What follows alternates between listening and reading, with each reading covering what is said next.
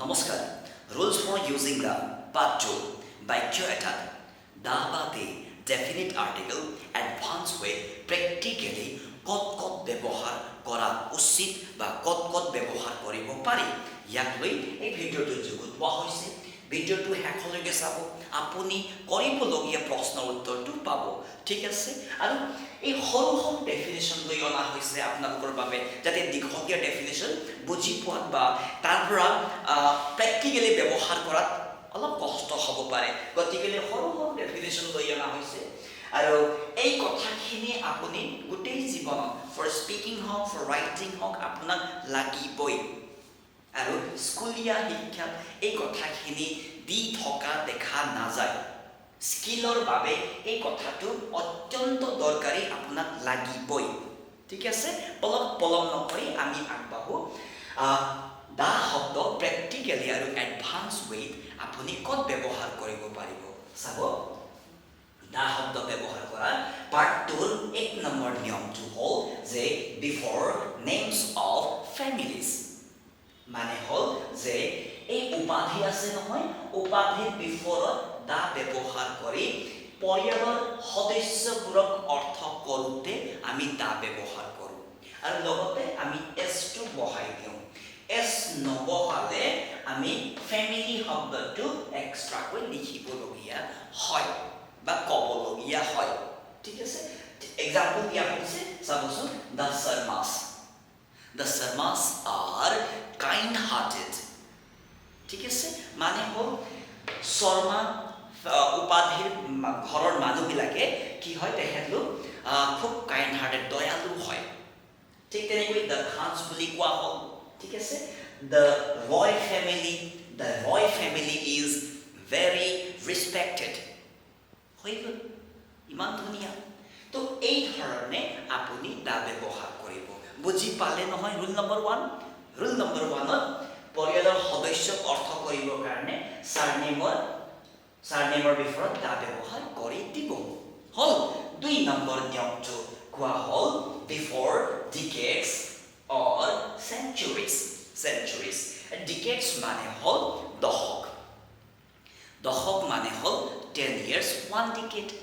10 বছৰ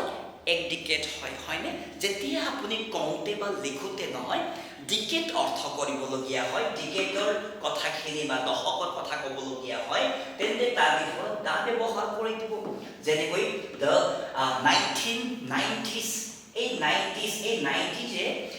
দশকৰ ঘৰত পৰে সেইকাৰণে এক দশকত দিয়া হৈছে ঠিক তেনেকৈ দ্য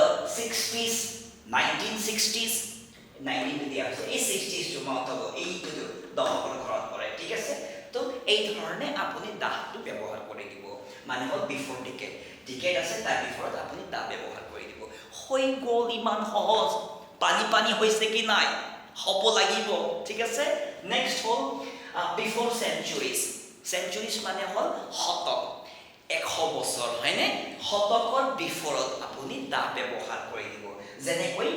এই 15th century এইটো হ'ল শতক মানে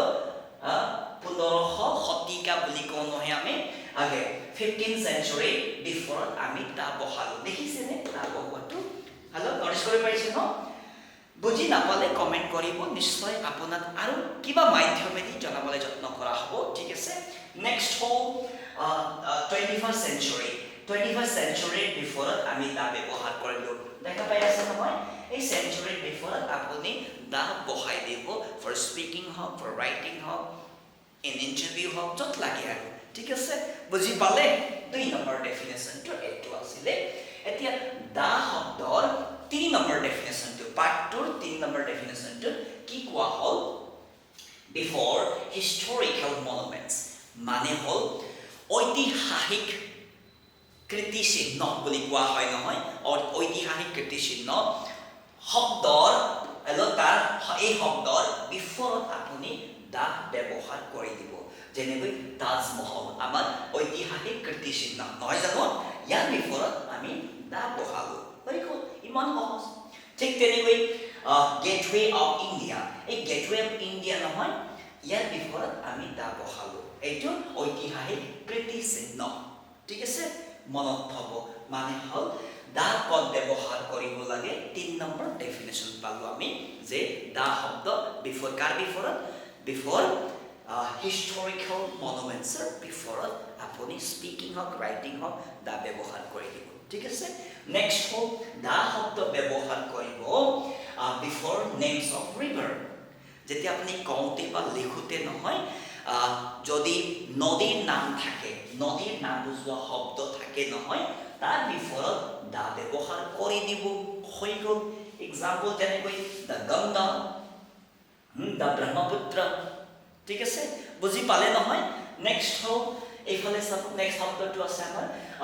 before names of desert before names of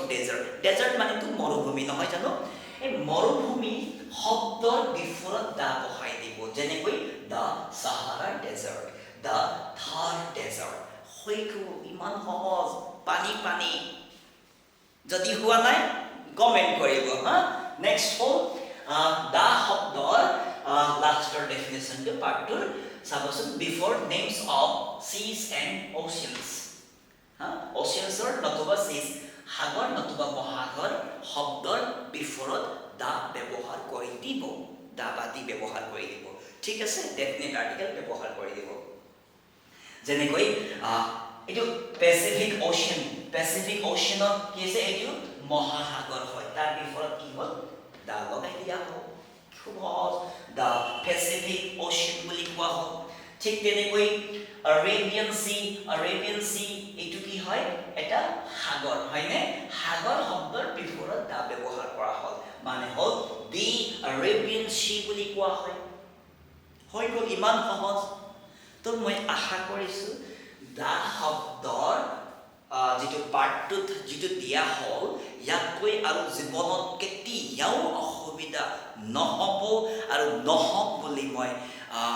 pray কৰিছোঁ ভগৱানক গতিকেলৈ ভিডিঅ'টো শেষলৈকে চোৱাৰ বাবে অশেষ ধন্যবাদ